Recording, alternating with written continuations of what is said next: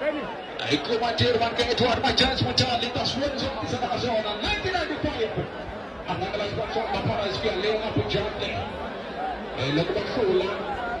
Ay pa siya kasag mo sa ipunay mo na taga na usang kahit man ke laksam tanda James Casada ikatun sa kujo. Kaya po na yung laki na project. Iya wala kasan sa tanzalo kay tayo siya man kayo na. Ay nasa mo na tezi. Uturo ka magkatsi mo na tezi. Wala ka Fabian Makati. Ay na po na yung jump na momento.